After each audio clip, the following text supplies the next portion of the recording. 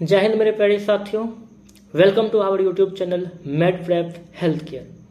तो चलिए शुरू करते हैं आज के इस सजानदार, शानदार और मज़ेदार लेक्चर को, जो कि होने वाला है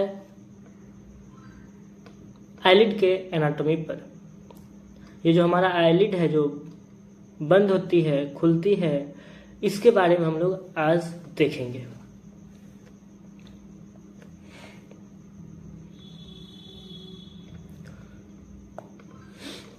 चलिए शुरुआत करते हैं एनाटॉमी के आईलिड से, जिसमें कि हम पढ़ेंगे कि हमारा जो आईलिड है वो मोबाइल है।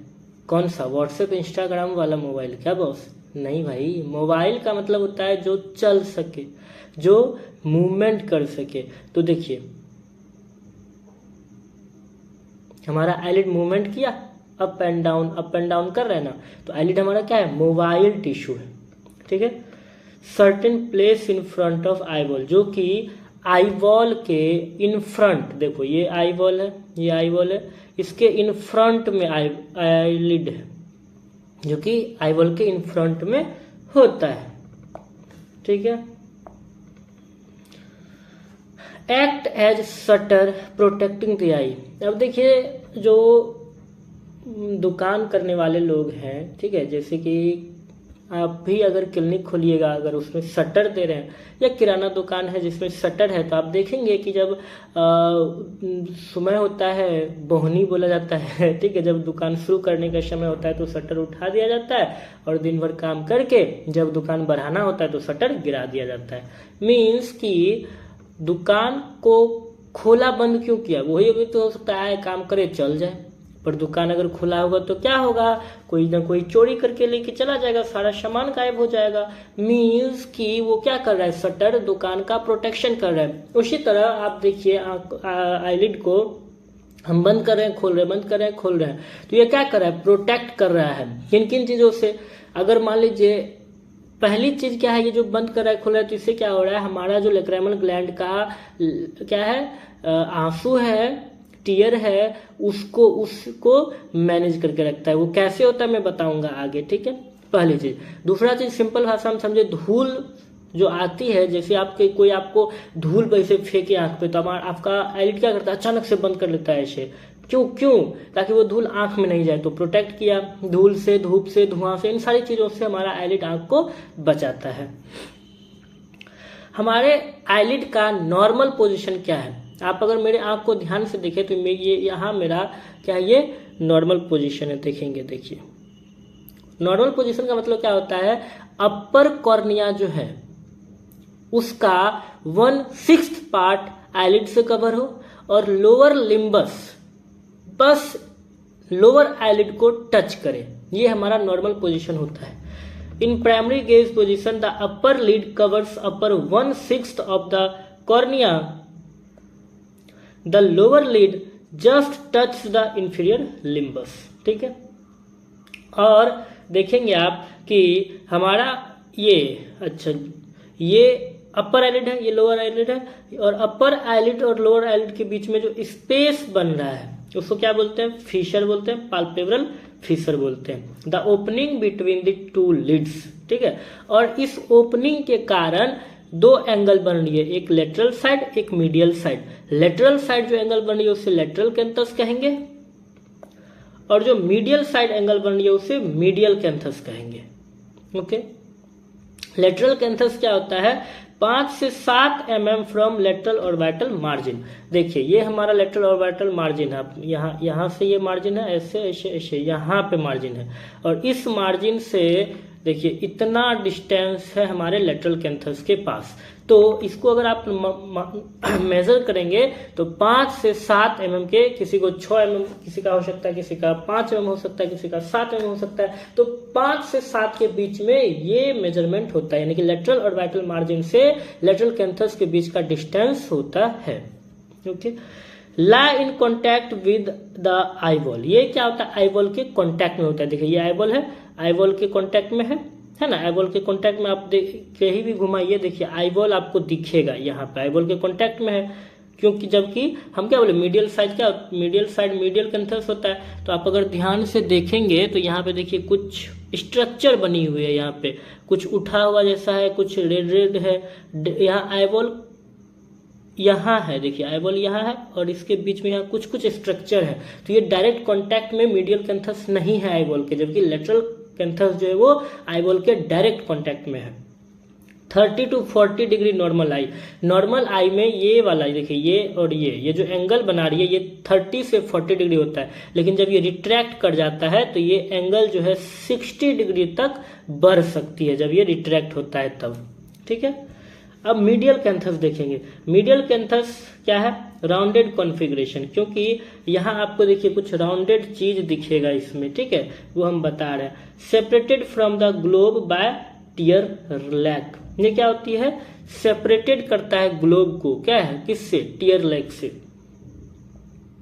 अब देखिए हम आपको बताए थे कि मीडियल कैंथस में कुछ स्ट्रक्चर्स होती है जो कि अभी यहाँ पे हम समझेंगे। कौन कौन होता है? एक होता है प्लेका सेमिलुनरिस और एक होता है करंकल। क्या है? देखिए ये हमारा नॉर्मल जो आई होता है वो, इसमें देखिए ये जो उठा हुआ स्ट्रक्चर होता है उसको हम लोग क्या बोलते हैं? करंकल कहते हैं। देखिए इसको हमने बड़ा करके दिखाया है। ये जो उठा जैसा है, ये उठा जैसा है, इसको करंकल कहा। और ये ऐसे ऐसे जो इसको प्लेका सेमिलुनरिस कहा। ठीक है, आप भी अपने आंख में भी देखेंगे यहाँ कुछ थोड़ा सा जो है ना उभरा हुआ स्ट्रक्चर होगा, राउंडेड। ठीक है, उसको बोलते हैं करंकल। और उसके उस राउंडेड के साइड साइड में रेड रेड स्ट्रक्चर होता है, उसको प्लेका सेमिलुनरिस कहते हैं। चलिए हम जब अब थोड़ा सा आईलिड मार्जिन को देखेंगे। आईलिड मार्जिन क्या होगा? ये जिसपे हमारा हेयर्स फॉलिकल्स है, ये वाला आईलिड मार्जिन हुआ। ठीक है, जिसको कि आईलैशेस कहते हैं। Eyelashes present in ciliary portion. अब देखिए सिलियरी पोर्शन क्या है? ये सिलियरी पोर्शन है, मीडियल कैंथस के से थोड़ा आगे और लेटरल कैंथस, फिर लेटरल कैंथस से थोड़ा सा मीडियल कैंथस से पीछे ही ये हमारा सिलियरी पोर्शन है जिसमें कि आईलैशेस प्रेजेंट होता है। अब देखिए eyelashes absent in lacrimal papilla. Lacrimal papilla क्या है? अब देखिए आप लोग अगर सिरिंजिंग किए होंगे, जो भी ऑप्टोमेट्रिस्ट वाले हैं या अदर ट्रेड वाले अगर ऑप्टोमेट्रिस्ट को सिरिंजिंग करते देखे होंगे तो उनको देखे होंगे ये आईलिड ऐसे करते हैं और यहाँ पे कहीं एक होल होता है, उसको डायलेटर से डायलेट कर देते हैं, प्रॉब से फ्री करते हैं और फिर 26 गॉज नीडल डाल के उनको उनमें सिरिंजिंग करते हैं। तो ये जो एरिया है जहाँ पे लैक्रामल पंक्टा है, उसको पंक्टा बोलते हैं, लैक्रामल पंक्टा बोलते हैं, तो उस एरिया को लैक्रामल पेपिला कहें और जहाँ आईलैशेस है उसे सिलियरी पेपिला कहें। ठीक है, तो इस लैक्रामल पेपिले में आईलैशेस नहीं होती है। अब भाई वहाँ लैक्रामल डक्ट है, वहाँ क्या होता है? आंसू को सक आउट करना है, टीयर को सक आउट करना है लैक्रामल सैक में। तो वहाँ अगर सिलियरी रहा, सिलिया रहा, आईलैशेस रहा तो दिक्कत होगा, वो कैसे सक होगा? इस वजह से वहाँ नहीं होती है। Meibomian glands orifices. The lacrimal portion does not consist of eyelashes or Meibomian gland। यानी कि ये जो हमारा लैक्रामल पोर्शन है यहाँ पे ना आईलैशेस होती है और ना ही मेइबोमियन ग्लैंड जो है अपना डक्ट यहाँ पे पोर करता है। ठीक है, वो यहीं पे होती है आईलैशेस के पास। देखो मेइबोमियन ग्लैंड तो हम बताएंगे आपको कि वो टार्सस जो लेयर होता है आईलिड का उसके अंदर होता है और उसके डक्ट यहाँ आके इस आईलैशेस के पास में थोड़ा सा अंदर में वहाँ वो पोर करती है अपने ओपनिंग को। ठीक है, तो वो क्या होती है? इधर लैक्रामल साइड में नहीं होती है। ठीक, ग्रे लाइन भी समझाएंगे। आईलैशेस का ये जो आईलिड मार्जिन है इसके जस्ट नीचे क्या होता है? हमारा ग्रे लाइन होता है। ठीक,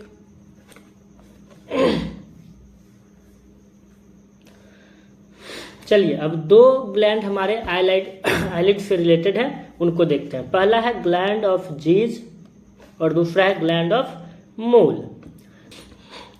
ग्लैंड ऑफ जीज मोडिफाइड सीवेशियस gland located on the margin of the eyelid. ठीक है, ये मोडिफाइड सीवेशियस ग्लैंड है। सीवेशियस ग्लैंड मतलब वो ग्लैंड जो ऑयली सब्सटेंस प्रोड्यूस करे, ताकि अब देखिए ऑयली सब्सटेंस क्यों प्रोड्यूस होना जरूरी है? ताकि हमारे जो ये कंजक्टाइवा है इसके ऊपर टियर फिल्म होता है। टियर फिल्म 3 लेयर का बना होता है।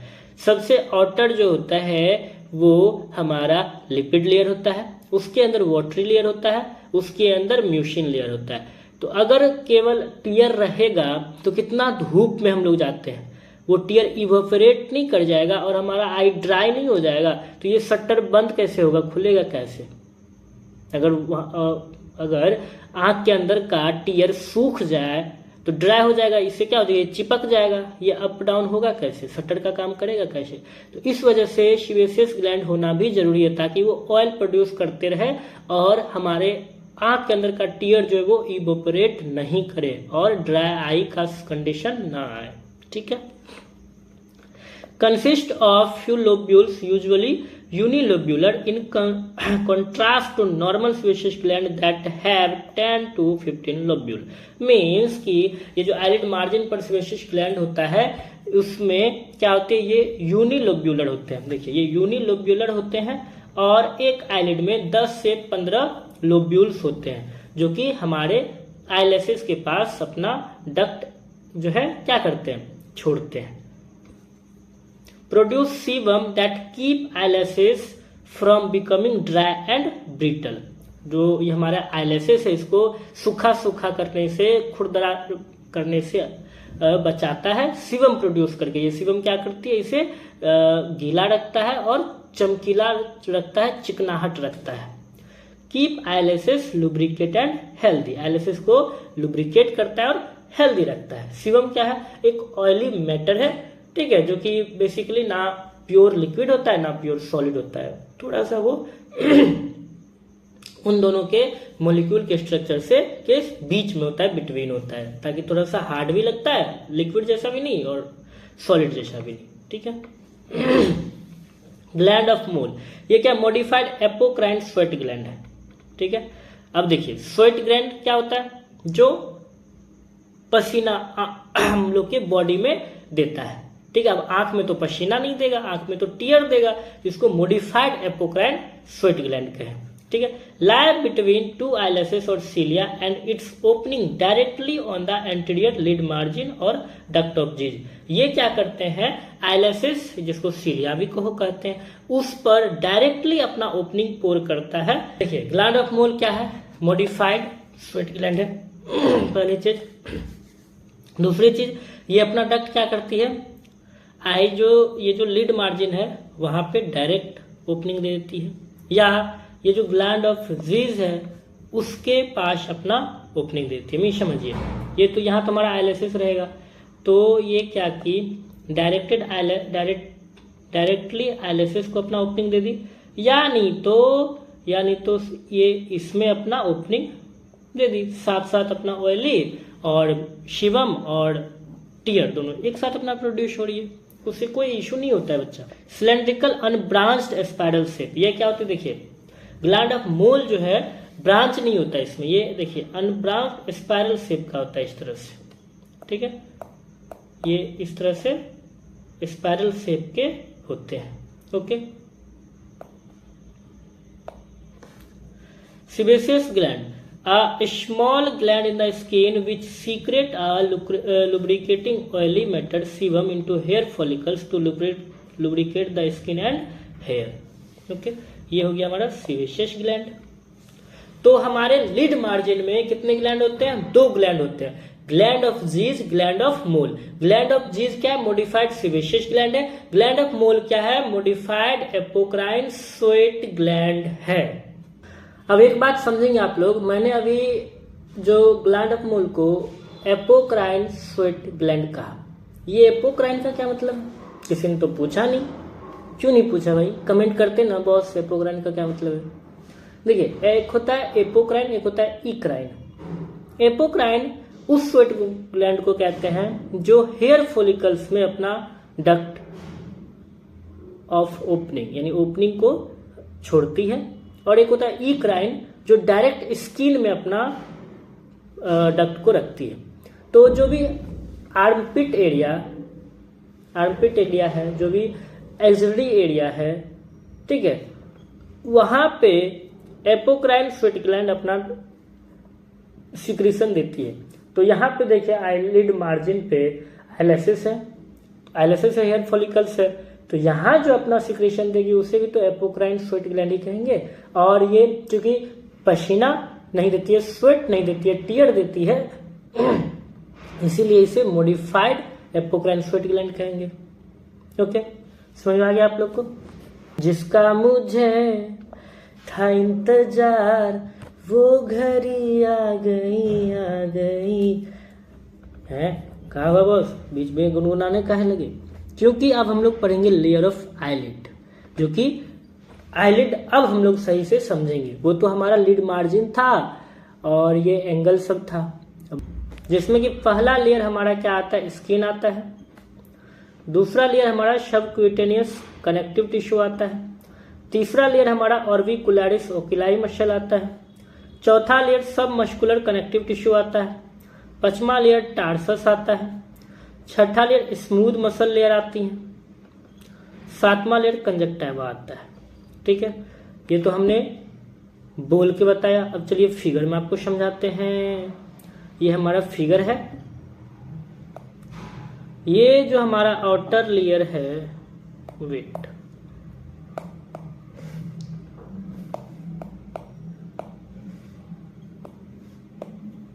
देखेंगे ये आउटर लेयर, ये वाला जो है ये क्या स्किन है। ठीक है,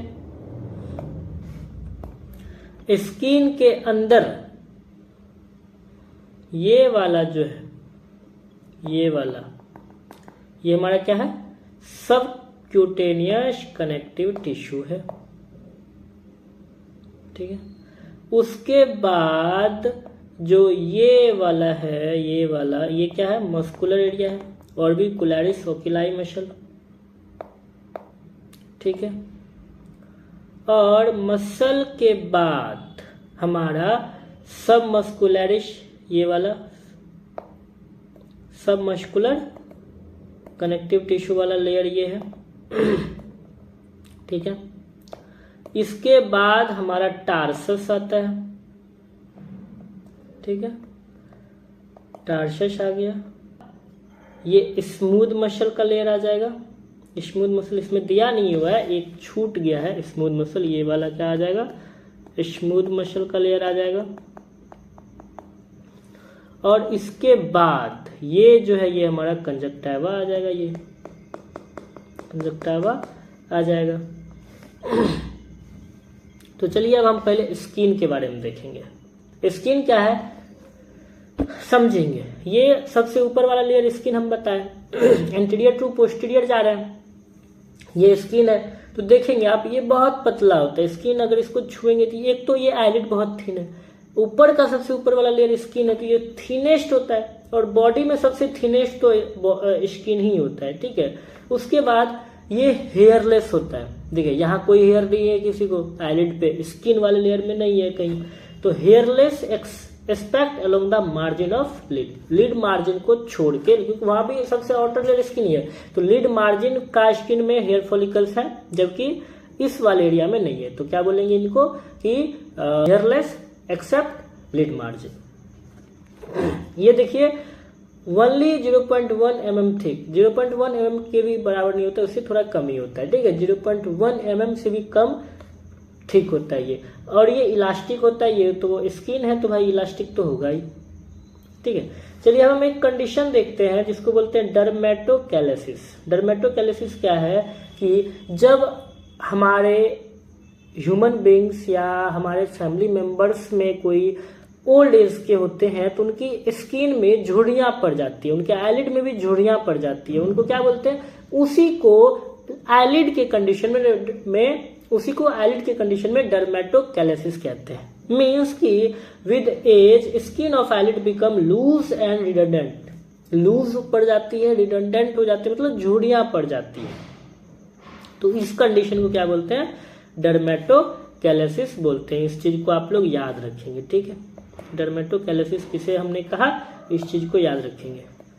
सिंपल से याद रखिए डर्मेटोकैलेसिस की with age eyelid become redundant and loose called dermatocalasis। जैसे मैंने ये कर देता हूं,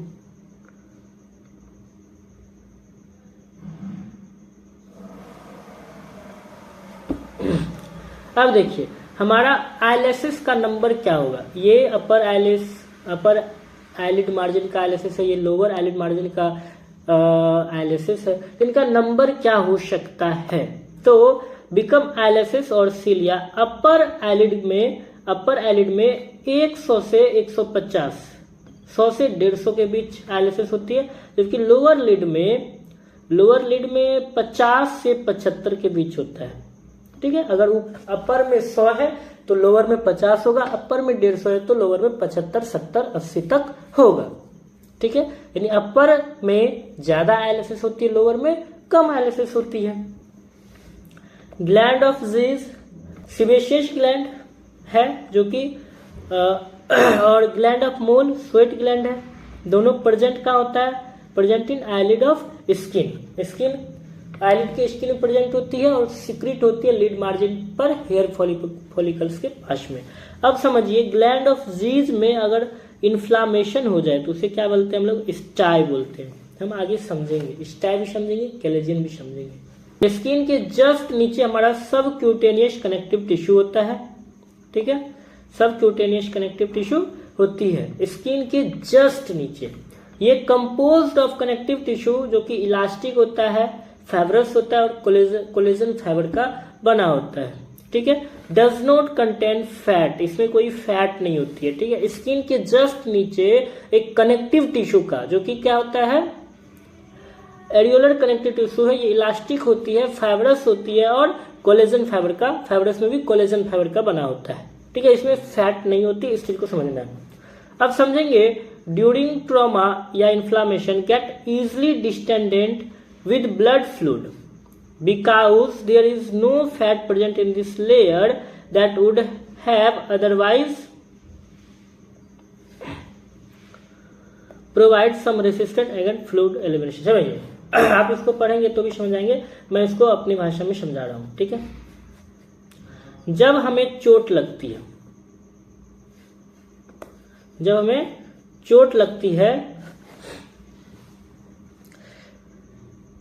जब हमें चोट लगती है तो ये हमारा आईलिड क्या होता है? ऐसा हो जाता है। फिगर में देखेंगे, ऐसा हो जाता है। क्यों होता है? क्योंकि जब ट्रॉमा होती है तो क्या होता है? कुछ ब्लड वेसल्स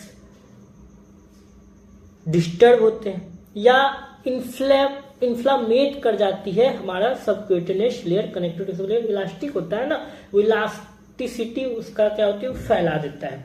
अब समझेंगे, या तो ब्लड या कोई फ्लूइड का एक्युमुलेशन हो गया उस वजह से। अब इसमें चूंकि फैट नहीं है जो रेसिस्टेंस देगा उस फ्लूइड के एक्युमुलेशन को, तो क्या होता है? वो इस तरह से बल्ज हो जाता है, यहाँ पे इस तरह से हो जाता है, क्योंकि इसमें फैट तो है नहीं जो रेसिस्टेंस देगा, तो फ्लूइड का एक्युमुलेशन आके इस सबक्यूटेनियस कनेक्टिव टिश्यू में हो जाता है। अब समझेंगे, जब भी आपको ओपीडी में ऐसे पेशेंट दिखेंगे, आप सिंपल से समझ जाइएगा कि स्किन के जस्ट नीचे जो सबक्यूटेनियस, अब सब देखिए मैं समझा रहा हूं आपको कि अपर लेयर स्किन, ठीक है, स्किन के नीचे हम लोग जानते हैं जनरली मसल होता है। ठीक है, और स्किन और मसल के बीच में जो कनेक्टिव टिश्यू हो या स्किन और मसल्स के बीच में जो भी हो उसको हम सबक्यूटेनियस कह देंगे। ऐसे समझिए, सबक्यूटेनियस कह देंगे। ठीक है, स्किन और मसल के बीच में, अब देखिए कोई इंजेक्शन ऐसा होता है जैसे इंसुलिन का, वो सबक्यूटेनियस पड़ता है, स्किन और मसल के बीच में पड़ता है, तो उसको सबक्यूटेनियस मतलब सिर्फ और सिर्फ स्किन और मसल के बीच का चीज बस। ठीक है, अब उसके बीच में क्या है? कनेक्टिव टिश्यू है, तो सबक्यूटेनियस कनेक्टिव टिश्यू। अब हम लोग समझेंगे मसल लेयर। पहला स्किन, सबक्यूटेनियस कनेक्टिव टिश्यू, अब ऑर्बिकुलरिस ओकुलाई मसल जो कि हमारा आईलिड का मेन मसल है। ठीक है, ये क्या होता है? स्केलेटल या स्ट्रैटेड मसल होता है। अब देखिए, मसल 3 तरह का होता है, पढ़े है ना? मसल का जो फाइबर होता है 3 टाइप का होता है, स्केलेटल मसल, कार्डियक मसल और स्मूथ मसल। स्केलेटल मसल में क्या होती है? Light and dark band prominent होती है। स्मूथ मसल में light and dark band prominent नहीं होती है, होती तो है पर प्रोमिनेंट नहीं होती है, इसलिए वो स्ट्राइटेड नहीं दिखती है। और कार्डियक मसल ये भी, इसमें भी लाइट एंड डार्क बैंड होती है। तो जब लाइट और डार्क बैंड दिखती है तो क्या होता है, एक थोड़ा डार्क दिखता है, एक व्हाइट दिखता है, डार्क नहीं दिखता है, तो उस वजह से उसको स्ट्राइटेड कहते हैं। ठीक है, तो यही बात है इसमें। ये ऑर्बिकुलरिस ओकुलर मसल में लाइट एंड डार्क बैंड क्या होता है, प्रोमिनेंट होता है। अब ये लाइट और डार्क बैंड क्या है, तो ये तो भाई आपको मसल वाले चैप्टर में पढ़ना पड़ेगा, मैं समझा दूंगा। उसमें एच बैंड होती है, एम बैंड होती है, इस तरह की चीजें होती है। ऑर्बिकुलरिस ओकुलाई मसल ये डिवाइडेड होती है दो पार्ट्स में, एक ऑर्बिटल पार्ट्स, एक पाल्पेब्रल पार्ट्स। समझेंगे, जो ऑर्बिट के इर्द गिर्द होंगे उसको ऑर्बिटल पार्ट कहेंगे। जो हमारे इसको हमने पाल्पेब्रल फिशर कहा था ना, यानी कि पाल्पेब्रल कंजक्टिवा के इर्द गिर्द होंगे उसे पाल्पेब्रल पार्ट कहेंगे। समझेंगे आगे वाला हिस्सा, क्योंकि ये कॉर्निया हमारा हो जाएगा। देखेंगे ये हमारा क्या हो जाएगा, ये कॉर्निया हो जाएगा, ये वाला हिस्सा कॉर्निया। और इसके चारों साइड ये हमारा क्या हो जाएगा, पाल्पेब्रल कंजक्टिवा, तो इसको पाल्पेब्रल पार्ट कहेंगे। और इस पाल्पेब्रल के चारों साइड हमारा क्या आ जाएगा, ऑर्बिट आ जाएगा, तो इसको क्या बोलेंगे, ऑर्बिटल पार्ट कहेंगे।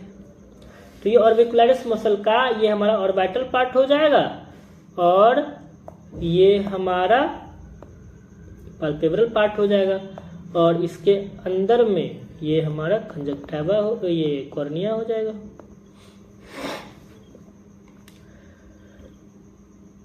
समझेंगे अब कि arrange in a concentric fashion, circular fashion. ये क्या होता है, कंसेंट्रिक फैशन मतलब कि एक अरेंजमेंट होता है, जैसे कि कहते हैं ये बहुत संस्कारी लड़का है, क्यों, इसमें संस्कार भरे पड़े हैं। तो इसी में ये जो मसल्स का अरेंजमेंट है वो पूरा संस्कारी तौर पे होता है। अगर सर्कुलर है तो सर्कुलर ही रहेगा, मतलब सही से रहता है। तो ये सर्कुलर इस तरह से हमारा ऑर्बिकुलरिस ओकुलर मसल इस तरह से सर्कुलर होता है। ठीक है, palpebral parts present in the region of eyelid, orbital parts present in the surrounding of the eyelid. ठीक है, अब इसमें देखिए प्री-टार्सल सेगमेंट है, प्री-सेप्टल सेगमेंट है। तो ये चीज जब हम टार्सस पढ़ाएंगे आपको तब समझ में आएगा। ठीक है, देखिए मैंने ये भी ऑर्बिकुलरिस ओकुलर मसल का के लिए भी फिगर लाया है। अबे गधो, लड़की को नहीं देखो पगलो, इस मसल्स को देखो। रुको जूम करने दो। अब कहोगे बॉस आंखें बड़ी अच्छी है इनकी, पढ़ ले यार, पढ़ ले, इन सब चीज से बाहर निकलो यार, इसके बाहर भी दुनिया है, जहां देखो तहां लड़की लड़का करते रहते हो तुम लोग। बस चलो मसल्स को देखो। मैंने अभी कहा था कि ये सर्कुलर फैशन में होती है अरेंजमेंट इसके। देखिए ये सर्कुलर फैशन में है अरेंजमेंट, इस तरह से ये अरेंज होती है ऑर्बिकुलरिस ओकुलाई मसल। ओके, अब देखिए palpebral parts is further divided into two sub divided part which is pretarsal segment और प्रीसेप्टल सेगमेंट। ठीक है, देखिए हम अभी ओवरव्यू दे रहे हैं, आपको समझाएंगे बाद में। ये जो हम एंटीरियर टू पोस्टीरियर देख रहे हैं, अगर आप पोस्टीरियर टू एंटीरियर देखेंगे तो आपको टार्सस प्लेट दिखेगा, और टार्सस के ऊपर ऑर्बिटल सेप्टम दिखेगा। तो सेप्टम के जस्ट एंटीरियर जो पार्ट होता है मसल का उसको प्रीसेप्टल मसल ऑर्बिकुलरिस ओकुलर मसल कहते हैं, और जो टार्सस के जस्ट एंटीरियर होता है उसे प्री टार्सल प्लेट कहते हैं या सेगमेंट कहते हैं। ठीक है, अब देखिए आगे वो हम आपको अच्छे से समझा देंगे। ठीक है, टेंशन नहीं लेने का। Orbital part help squeezing of lid and winking. देखिए पहले हम पाल्पेब्रल समझते हैं, ऑर्बिटल ऑटोमेटिक समझ में आ जाएगा। Palpebral part help in blinking voluntary as well as involuntary. Means हमको पलक झपकाना है, झपका दिए, हमको पलक नहीं झपकाना है, नहीं झपकाए, तो ये हमारा वॉलेंटरी भी है। और कभी कभी कंडीशन, कोई डिजीज के कंडीशन में ये इनवॉलेंटरी भी होता है, ऐसे ऐसे ऐसे करते रहता है। आप अगर मामला लीगल है उसका सीजन 2 देखे होंगे तो उसमें हमारा भोजपुरी का जो सुपरस्टार निरहुआ है वो भी आया है। तो उनको ये वाला प्रॉब्लम है, ये उनका ये रुकता ही नहीं है, उनका इनवॉलेंटरी है ये वाला एरिया। ये वाला मतलब कि आईलिड जो है लेफ्ट वाला वो रुकता ही नहीं है, वो इस तरह से होता ही रहता है, इस वजह से वो चश्मा पहने रहता है। ठीक है, तो वो उसमें कोई डिजीज होगा, इस वजह से वो इनवॉलंटरी हो गया है। और हम लोग नॉर्मल आदमी क्या करते हैं, वॉलंटरी होता है उनका। तो ये पाल्पेब्रल पार्ट हो गया। और वाइटल पार्ट क्या करता है, squeezing the lid and winking. देखिए हमारा नॉर्मल आई ब्लिंक हम कर रहे हैं, लेकिन अगर हमको जोर से कोई चीज, अगर हमको चोट मारने आ रहा है तो हम क्या करते हैं, इस तरह से करते हैं। मतलब कि ये तो हमारा पाल्पेब्रल है। और वाइटल पार्ट का जो मसल है हम उसको भी फोर्स लगाए कि ये बंद करो, सही से बंद करो। ठीक है, orbicularis muscle always help in drainage of tear. ये ड्रेनेज ऑफ टीयर में भी हेल्प करता है। अभी हम लैक्राइमल पंप भी देखेंगे। Tear drainage is the system that remove excess tear from the eyes preventing watery eye and infection.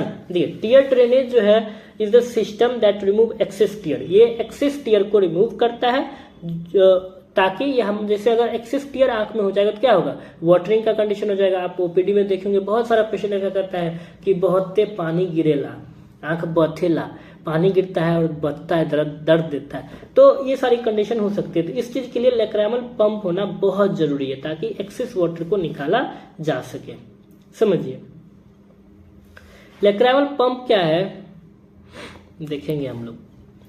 During lid closure the pretarsal muscle squeeze the tear forward the tear toward the punctum. Means कि lid close करते हैं हम लोग तो प्रीटार्सल muscle यानी कि orbicularis ocular muscle का वो हिस्सा जो टार्सस के जस्ट आगे होता है, वो क्या करती है, टीयर्स को पंक्टा की तरह फॉरवर्ड करती है, उसको प्रेशर डालती है।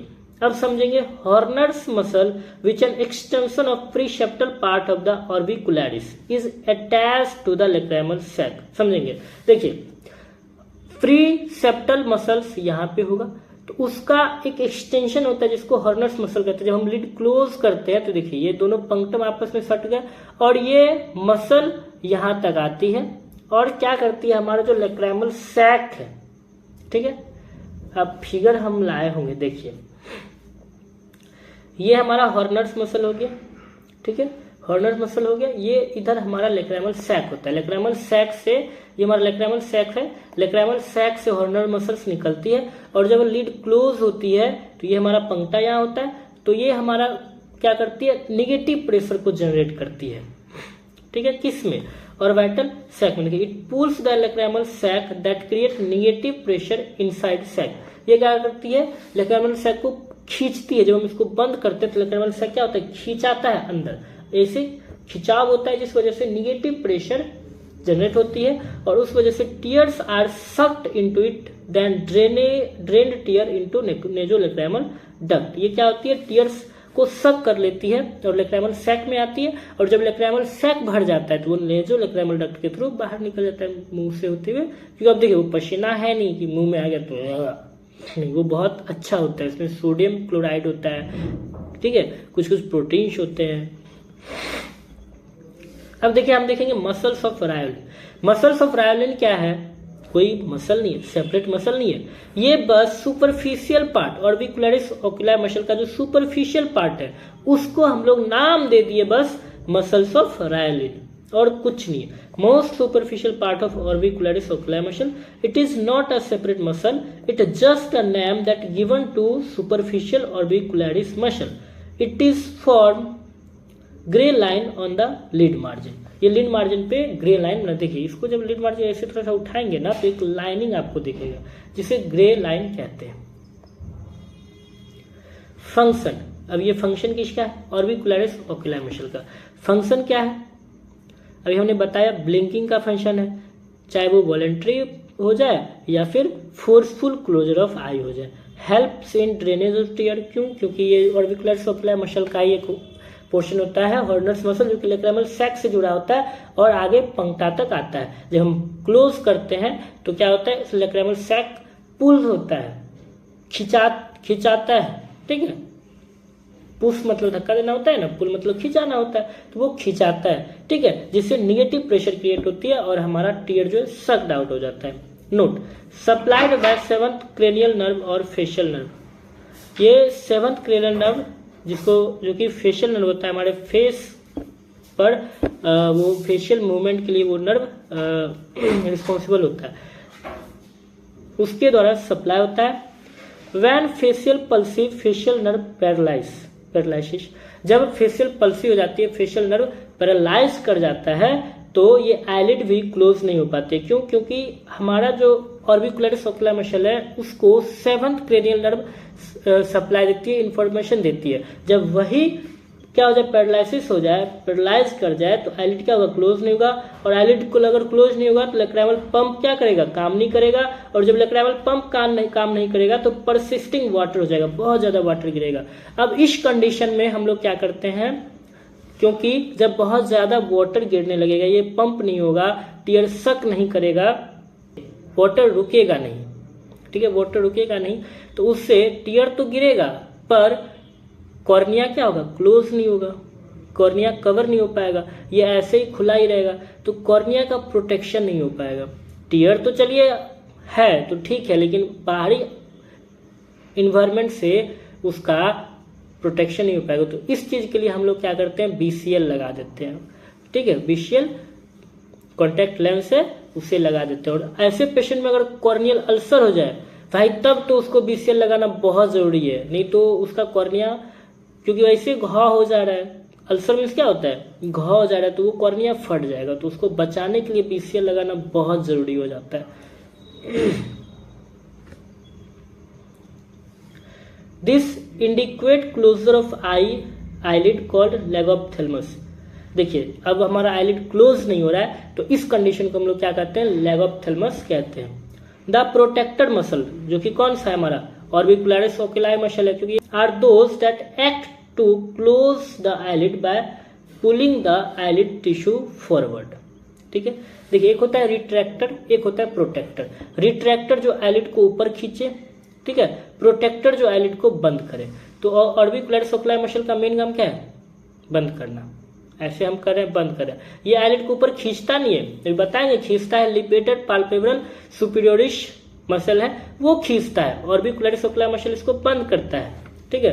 देखिए ये भी लिखा होगा, these muscles are antagonistic of the eyelid retractors, जो कि LPS है, लिबेटेड पाल्पेब्रल सुपीरियोरिस है, muscle that open the eye such as levator palpebral superioris. The second retractor of the eyelid is the Mueller's muscle.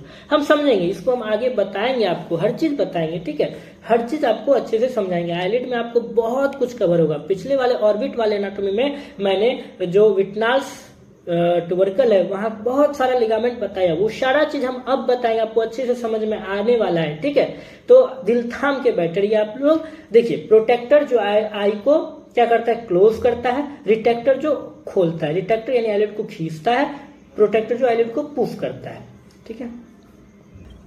Muscles layer के नीचे हमारा क्या होता है, सब मस्कुलरिस कनेक्टिव टिश्यू होती है, ठीक है, ये भी कनेक्टिव टिश्यू है। मसल के नीचे हम बता ना, स्किन के नीचे तो सबक्यूटेनियस, मसल के नीचे तो सब मस्कुलरिस, ठीक है। कंटेन्स नर्व फाइबर्स एंडिंग, अब ये लेयर बहुत ज्यादा इंपॉर्टेंट है, क्योंकि नर्व फाइबर यहाँ पर एंड करती है, ताकि अब देखिए नर्व फाइबर जहाँ एंड होगा, अगर वहां हम एनेस्थीसिया देंगे तो पूरा सिस्टम खराब हो जाएगा, काम नहीं करेगा। तो यही चीज है, जब भी हमें आईलिड में कोई भी सर्जरी या कुछ भी करना होता है तो हम एनेस्थीसिया क्या करते हैं, इसी लेयर में देते हैं, सब मस्कुलरिस कनेक्टिव टिश्यू वाले लेयर में।